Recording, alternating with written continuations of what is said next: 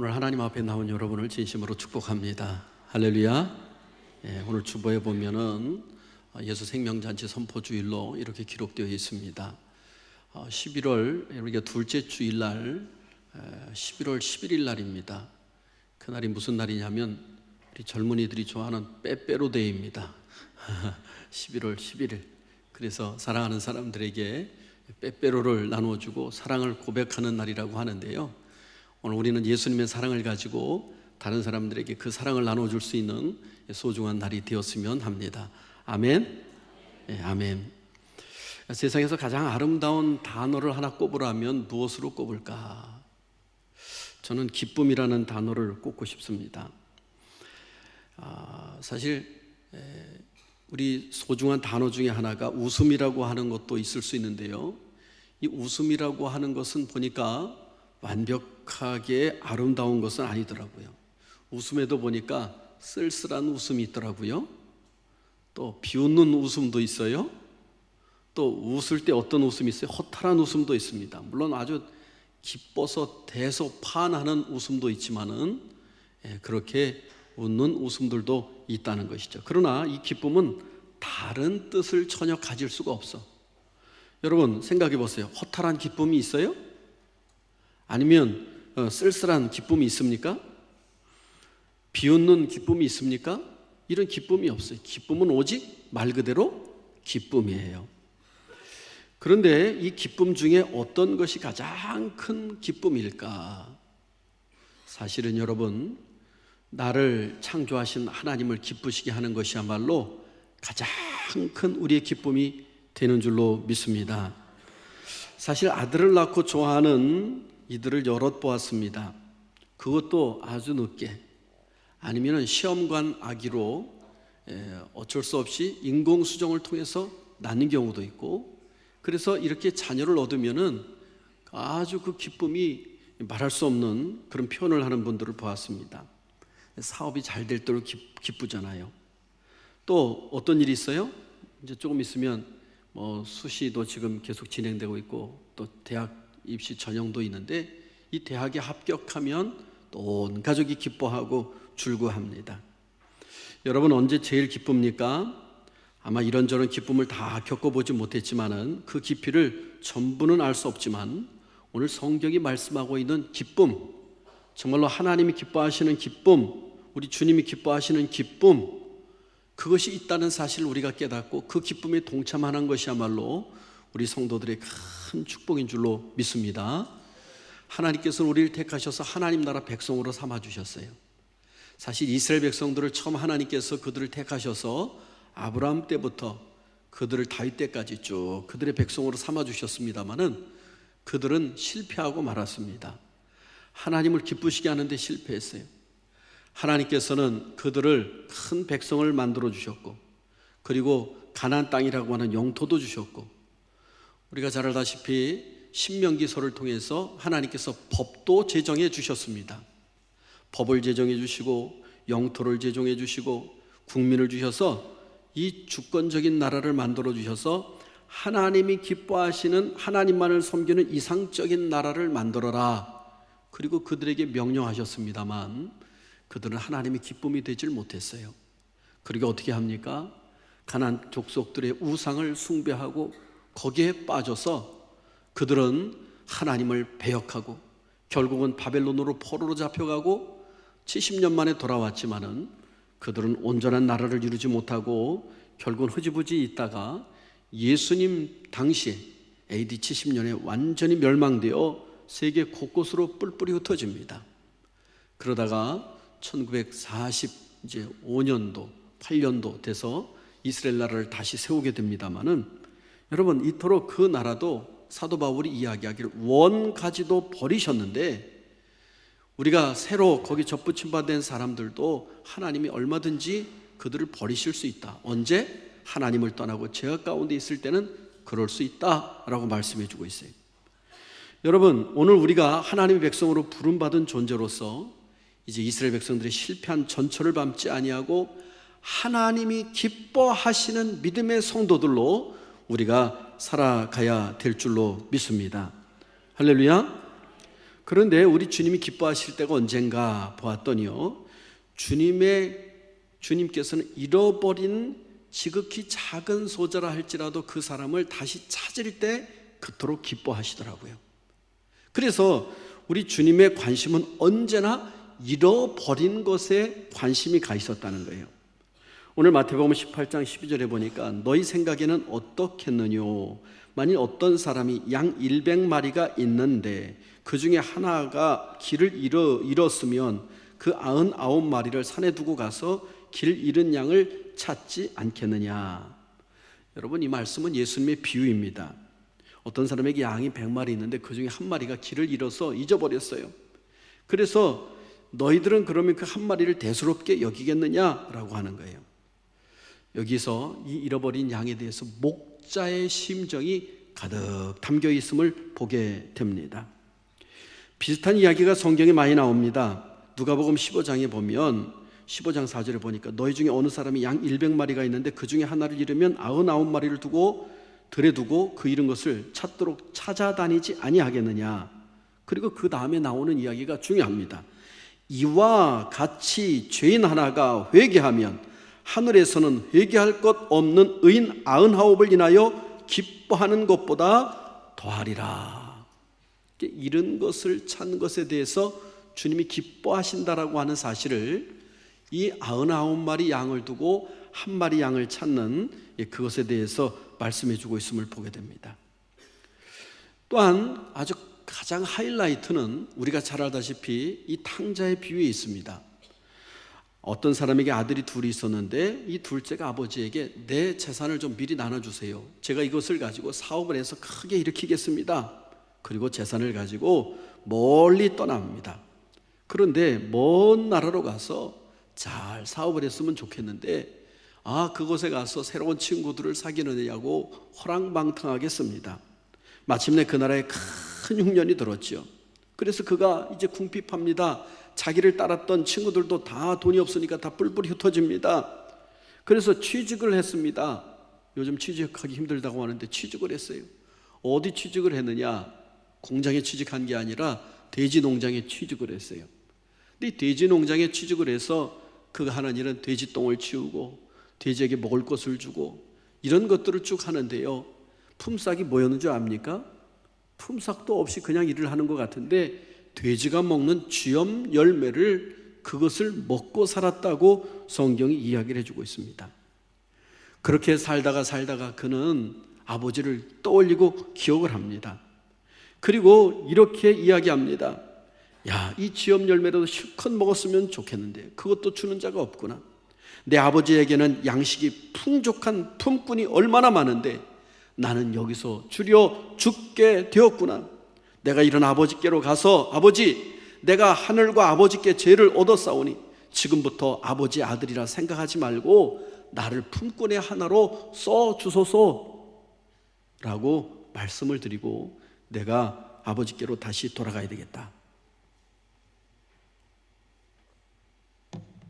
그리고 이 탕자는 아버지께로 돌아옵니다.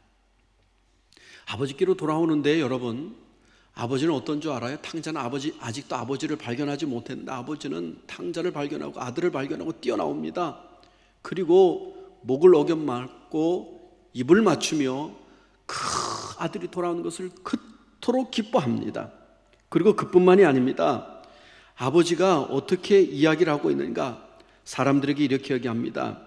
여봐라, 너희들은 빨리 가서 좋은 옷을 내오고 좋은 신발을 내오고 그리고 가락지를 가져오라. 그리고서 목욕을 시키고 좋은 옷을 입히고 가락지를 끼우고 좋은 신발을 신깁니다. 그리고 더 나가서는 살진 송아지를 끌어다가 잡아라. 우리가 먹고 즐기자. 이 아들은 죽었다가 다시 살아났으며 내가 잃었다가 다시 얻었노라. 잃었다가 다시 얻었노라. 잃어버렸던 아들을 다시 얻었다고 그 아버지는 그토록 즐거워하고 기뻐했습니다. 큰형이 돌아와서 이야기하죠. 아니 아버지, 나를 위해서는 친구들과 함께 한 번도 송아지를 잡아준 적이 없고 잔치를 배설해 준 적이 없습니다. 나는 들에 나가서 이렇게 떼약볕에서 일을 하고 난 아버지 정말로 집에서 이렇게 열심히 살았는데 나에게는 해주지 않더니 저 재산을 다 팔아먹고 다 호랑방탕하고 돌아온 자식이 뭐가 좋다고 그를 위해서 잔치를 배설하고 그렇게 난리 법석을 떱니까? 그때 아버지가 이 큰아들한테 그렇게 얘기하지 않습니까? 네 동생은 죽었다가 살았으며 잃었다가 얻었기로 즐거워하고 기뻐하는 것이 마땅하도다. 여러분, 그렇습니다. 우리 부모님의 마음은요, 집에 있는 아들보다도 나간 아들, 때로는 못난 아들, 좀 모자란 아들이 마음에 늘 걸리는 것이 이 부모의 모습입니다. 심지어는요, 산 자식보다도 죽은 자식이 일생에 마음에 두고 눈에 걸리는 것이 우리 부모의 마음이라는 것이죠. 그런데 여러분, 멀쩡한 자식을 잃어버려 보십시오. 한평생 잃은 자식이 눈에 밟히지 않겠습니까? 비록 자식을 손에서 잃어버리긴 했지만은 결코 부모는 마음속에서 자녀를 잃어버리는 경우가 없다는 사실인 것이죠. 여러분, 어떤 집에 아들이 10명 있습니다. 10명 있는데 그 중에 5째를 이 아버지가 잃어버렸어요. 어떻게 하다가 잃어버렸어요. 여러분, 그러면은요, 집에 9명의 아들이 있다고 하더라도 그 아버지 마음은 어떻겠어요? 그 한 명 잃어버린 아들 때문에 아파하고 눈물 흘리고 고통스러워하는 것이 그 아버지가 아니겠습니까? 그러다가 어떻게 하다가 몇 년이 지났는데 그 아들이 다시 찾았다고 한번 생각해 보세요. 그 아버지의 마음은 하늘을 날아갈 것 같은 그 기쁨과 감격이 있을 겁니다. 바로 우리 하나님께서는, 우리 주님께서는 이렇게 잃은 자에 대해서 늘 관심이 가 있다는 사실을 우리 99마리 양 된 것 같은 우리는 늘 기억해야 될 줄로 믿습니다. 또한 그뿐만이 아닙니다. 우리 두 번째로 주님의 일은 언제나 잃어버린 자를 찾는 것이라고 하는 사실인 것이죠. 여기 보면 그 99마리를 산에 두고 가서 길 잃은 양을 찾지 않겠느냐. 이것을 성경을 이야기해서 무엇을 뜻이냐. 모든 인생이 하나님께 잃어버린 바 되었는데 우리 주님이 십자가에 죽으심으로 다시 인류를 다 구원해주는 놀라운 역사가 있었습니다. 오늘 우리가 이렇게 교회를 가득 채워서 예배를 드립니다마는 아직도 세상 밖에는 예수님을 모르는 잃어버린 자가 수없이 많다는 거예요. 오늘 그 잃어버린 자를 위해서 우리 하나님께서는 마음 아파하시고, 그리고 주님도 지금 그런 자를 찾고 있으시며 그들이 돌아오기를 간절히 바란다라고 하는 사실인 것입니다. 사실 우리 사람은 하나님과 사귐을 갖도록 만들었잖아요. 에덴 동산에서 아담을 찾아온 사탄 마귀는 선악과를 먹는 날에는 내 눈이 밝아져서 너도 하나님처럼 되니까 그것을 먹으라 속였어요. 아담이 있다가 뭐라고 합니까? 하와가 있다가 이것을 먹는 날에는 정령 죽을까 하노라 하였는데, 그랬더니 정령 죽지 않아, 영원히 살 뿐만 아니라 눈이 밝아져서 너도 하나님처럼 되는 거야. 여러분, 이 선악과는 바로 하나님이 계시다는 사실과 하나님이 너의 왕이라고 하는 사실을 이 아담에게 말씀해 주고 있는 것인데, 이 선악과를 통해서 내가 하나님 자리에 앉는 모습을 보게 되잖아요. 그래서 하나님을 떠나서 잃어버린 자가 됐어. 그 영혼이 하나님과 사귐을 갖도록 만드는 존재였는데 하나님을 거역하고 내가 스스로 하나님이 되면서부터 하나님과 거리가 멀어져서 떨어지게 됩니다. 이것을 성경은 영적으로 죽은 상태다. 하나님으로부터 지음받은 존재가 하나님께로 떨어진 자는 죽은 존재다라고 말씀하고 있는 거예요. 이렇게 하나님을 떠난 인간들에게는요, 안식이 없습니다. 평안이 없어요. 여러분 보세요. 돈을 많이 벌은다고 해서 우리 인생이 참으로 안식이 있을까요? 저는 가끔 드라마를 보다 보면 이 드라마가 사실이겠다 하는 생각이 들어요.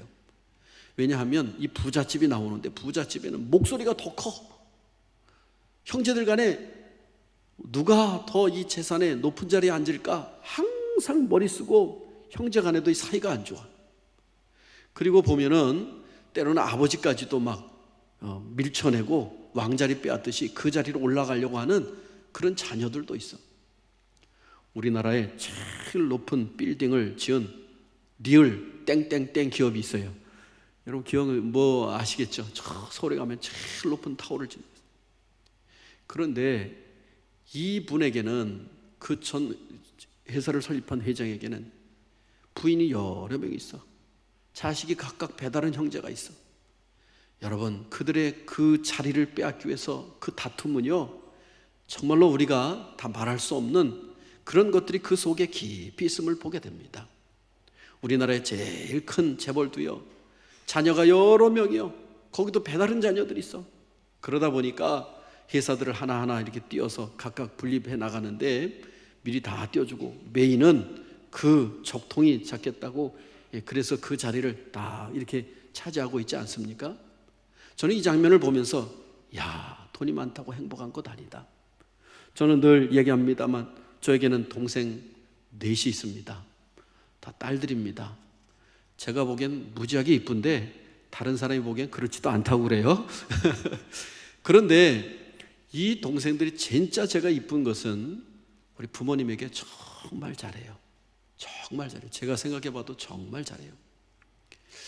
저는 그 모습을 보면서 야, 우리가 비록 넉넉하진 않지만은 형제 우애가 있고 부모님을 공경할 줄 아는 집안이야말로, 이것이 하나님을 섬기는 이 가정이야말로 진짜 복된 가정이다. 여러분, 재산이 많다고 그 가정이 행복한 것이 아닙니다. 하나님을 떠난 사람들은 돈이 있어도 근심이 떠나지 않습니다. 권력이 있어도 공허함이 사라지지 않습니다. 아버지를 떠났기 때문입니다. 인생의 길을 잃어버렸기 때문입니다. 부한 자나 가난한 자나 하나님을 떠나면은 이렇게 공허해질 수밖에 없는 겁니다. 그때 세상을 사랑하신 하나님께서 독생자 아들 예수님을 이 땅에 보내신 거예요. 오늘 찬양도도 얘기했죠. 찬양했잖아요. 어쩌면 이렇게 찬양인데 코드가 잘 맞는지 몰라, 그죠? 독생자를 이 땅에 보내주셨어요. 누가복음 19장 10절에 보니까 예수님이 오신 목적은 바로 잃어버린 영혼을 구원하시기 위해서 오셨다는 거예요. 인자가 온 것은 잃어버린 자를 찾아 구원하려 함이니라. 세상에 공허하고 방황하고 그리고 하나님을 떠나서 그 곤고한 자들, 그들을 구원하여서 하나님 나라 백성으로 삼기 위해서 그분은 오셨다는 거예요. 예수님 보세요. 주님은 이 땅에 오셔서 그 현장에다 간음해서 잡힌 여자를 어떻게 했어요? 용서해 주십니다. 마리아 중에는 사람들이 이야기하기를 창기가 있었다고 해요. 남편 5이 있었고 지금도 살고 있는 사람이 남편이 아닌 여인도 예수님께서는 생수가 되어주시겠다고 요한복음 4장에서 말씀하고 있어요. 세리를 찾아갑니다. 삭개오야 내려오너라. 오늘 내가 내 집에 유하여야 하겠다. 사람들이 무시하고 손가락질하고 상대를 해주지 않던 그 세리, 잃어버린 자를 찾아오셨더니 세리가 삭개오가 어떻게 합니까? 주님, 내가 토색한 것이 있으면 4배로 갚겠습니다. 내 재산을 절반을 가난한 사람들에게 나눠주겠습니다. 주님이 오늘날 이스라엘의 구원이 이 집에 이르렀도다. 여러분, 그 사람을 구원해 주신 줄로 믿습니다. 이방인의 잃어버린 자, 온갖 죄를 지은 인간들을 다 찾아다니시면서 하나하나 병을 고쳐주시고 다시는 가서 죄를 범하지 말아라. 그들을 한 사람 한 사람 구원해 주셨습니다. 한 번은 갈릴리 바다 건너편에 코라사 지방에 귀신 들려서 무덤에서 소리 지르고 힘센 귀신이 들려서 쇠사슬도 끊어버리는 그런 귀신 들린 사람은 어떻게 했어요? 풍랑을 맞으며 찾아가서 그를 고쳐주셨습니다. 할렐루야. 오늘 주님은 한 영혼을 사랑하시고 그들이 회복되길 원하시고 낮은 자나 높은 자나 그리고 공허한 자나 죄인이나 다 하나님 앞으로 돌아오기를 원하셨습니다. 이것을 잔치집에 비유했습니다. 한 임금이 잔치를 배설하고 너희는 마을로 내려가서 사람들을 초청하라. 그 사람들을 초청하니까 나는 장가 가야 됩니다. 나는 밭을 샀습니다. 나는 이런 바쁜 일이 있습니다. 오질 못하는 거예요. 그랬더니 이 왕이 너희는 길가로 다니는 대로 그들이 병자든 아니면 여러 가지 지체 장애자든 상관하지 말고 모든 사람을 다 잔치집에 초대하라는 거예요. 여러분, 초대하는데 그 초대에 응하지 않았던 사람은 이스라엘 사람들을 이야기합니다.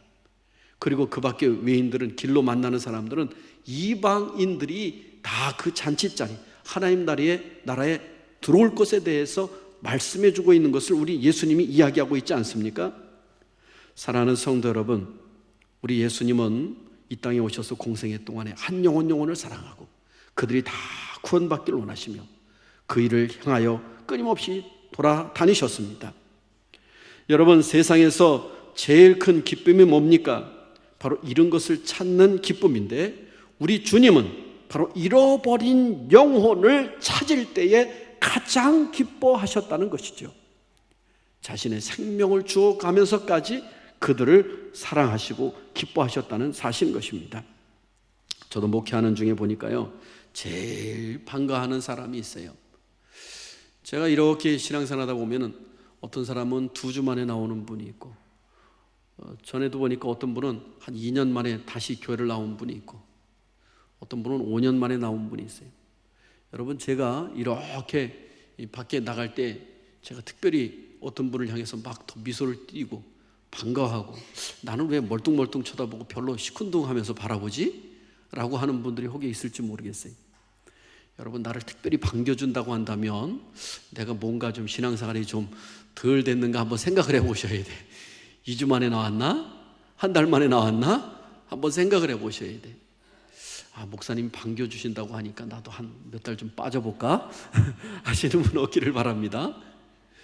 그래요. 우리 주님이 정말로 그 영혼이 돌아올 때 그렇게 기뻐하고 출구하셨음을 오늘 말씀 가운데서도 이야기해주고 있지 않습니까? 99마리 양을 두고 그 한 마리를 찾아가셔서 그 찾아가지고는 목에 메고 기쁨으로 돌아오는 그 목자의 마음을 바로 예수님의 마음이었다라고 하는 사실인 것이죠. 또한 오늘 세 번째로, 그러면은 우리 주님은 왜 그토록 한 생명을 소중히 여기실까? 여러분, 성경은 한 영혼이 뭐와 같다고요? 천하보다도 귀하다 말씀해주고 있습니다. 특별히 오늘 말씀 전에 18장 5절 말씀을 한번 같이 읽습니다. 시작. 또 누구든지 내 이름으로 이런 어린 아이 하나를 영접하면 곧 나를 영접함이니. 어린이들이 막 예수님 앞으로 오는 것을 보니까 사람들이 막 와서 애들은 가라 그랬어요. 그랬더니 예수님이 놔둬라, 이런 어린아이 같지 않으면 천국에 들어갈 수 없다 라고 말씀하시면서 이 작은 어린아이 하나를 영접하는 것이 곧 누구를 영접하는 거라고요? 나를 영접하는 것이다. 어린아이와 예수님이 이코로 되는 그러한 말씀을 해주고 있습니다. 이것은 이 어린아이들을 얼마나 주님이 소중하게 여기라고 말씀하고 있는 것인지 모르겠어요. 예수님이 마지막 때에 우리 천국에 갔을 때, 얘야, 너는 내가 굶주릴 때 먹을 것을 주지 않았고 내가 목마를 때 마실 것을 주지 않았다. 아니 주님, 제가 언제 그랬습니까? 지극히 작은 어린아이에게 소자하게 하지 않은 것이 곧 나에게 하지 않은 것이다. 또 한 사람에게는 얘기합니다. 내가 나를 위해서 먹을 것을 줘, 굶주릴 때 먹을 것을 주었고 목마를 때 마실 것을 주었다.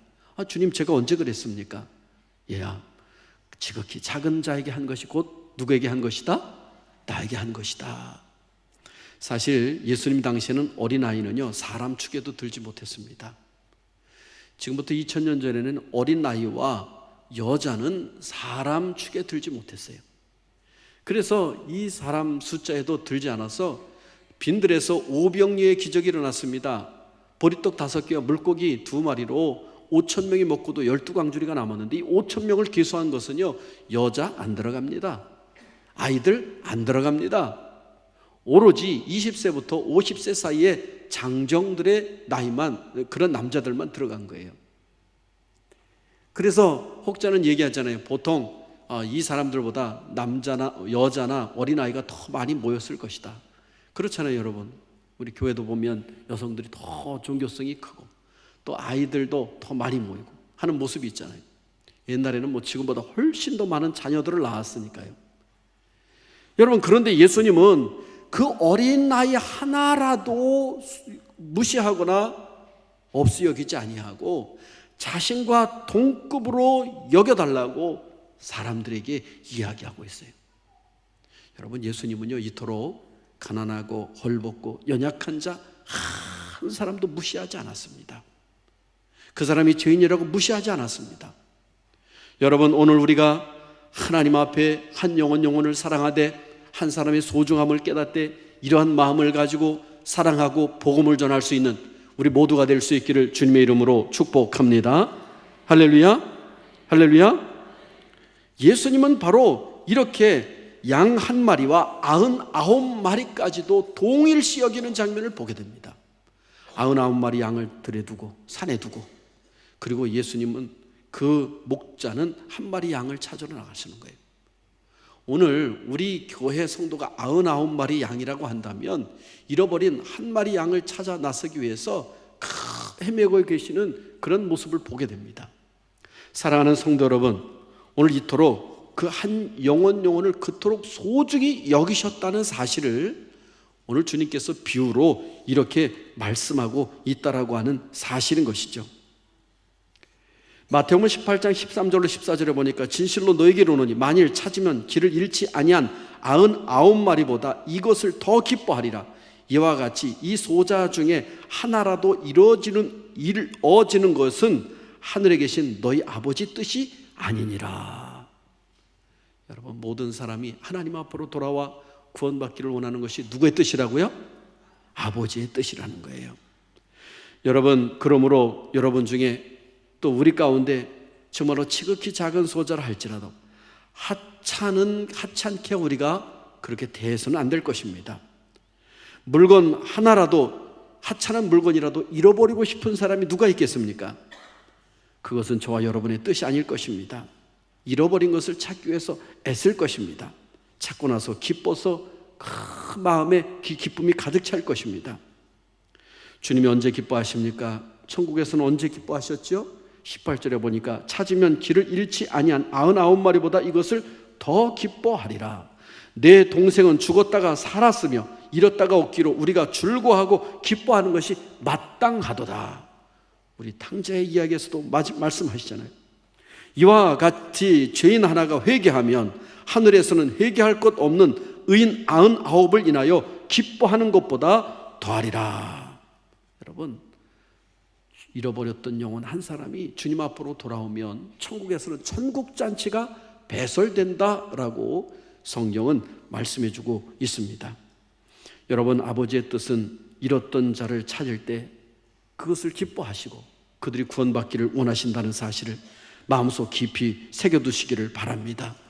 우리가 이제 예수 생명잔치를 선포하고 가을에 길지도 않습니다. 오늘부터 지나면 딱 2주 우리가 전도를 나가고 또 여러분이 각각 만나는 사람들 전도하고 우리가 예수 생명잔치를 하는데, 정말로 내가 하늘에서 내려온 것은 내 뜻을 행하려 함이 아니라 하나님께서 나를 보내신 아버지의 뜻을 행하려 함이니라. 아버지의 뜻은 내게 주신 자 중에 내가 하나도 잃어버리지 아니하고 마지막 날에 다시 살리는 이것이니라 라고 하는 예수님의 그 말씀을 우리가 마음에 깊이 새겨야 될 줄로 믿습니다.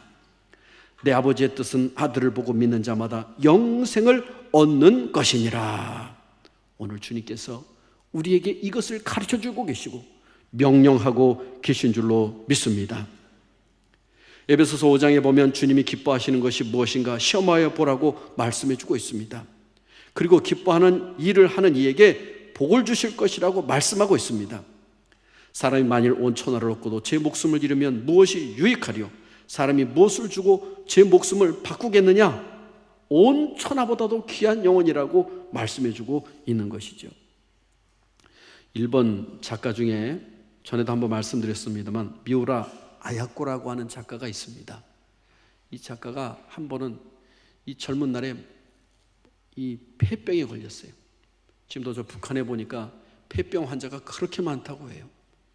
완전히 숨쉬기도 힘들고 좀 걸어가기도 힘들고, 이 죽을 약이 없으니까 죽을 날만 기다리고 있는 사람이 이 결핵 폐병 환자들입니다. 근데 이 아야코 분도 뭐 오래전 분이니까 이 폐결핵에 걸려가지고 패 마르고 살아갈 희망이 없는 그 사람에게 한 젊은 청년이 와서 붙들고 이렇게 얘기하는 거예요. 예수님이 당신의 구주이십니다. 예수님을 믿으세요. 예수님을 믿으면 하나님께서 당신을 구원해 주실 뿐만 아니라 이 병에서도 고쳐 주십니다 라고 전도를 했어요. 그런데 이 전도를 받고 이 아야코라고 하는 이분이 예수님을 영접했습니다.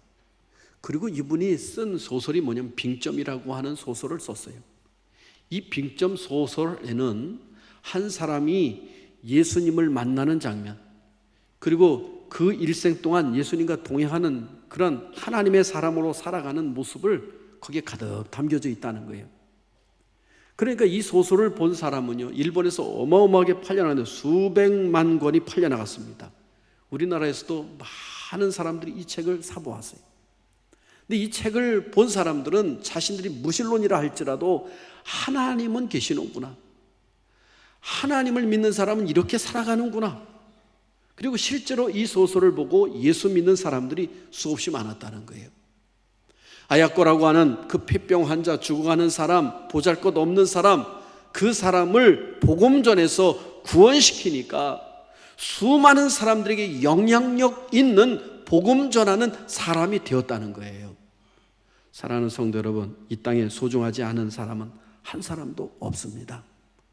오늘 우리가 이 시간 말씀을 듣고 정말 여러분이 이 주님의 마음을 가지고 한 영혼을 사랑하며 정말로 그 죽어가는 영혼들, 하나님이 기뻐하신 뜻인 그들을 살리는 일에 우리 모두 동참할 수 있기를 주님의 이름으로 축복합니다. 할렐루야. 예, 기도합니다.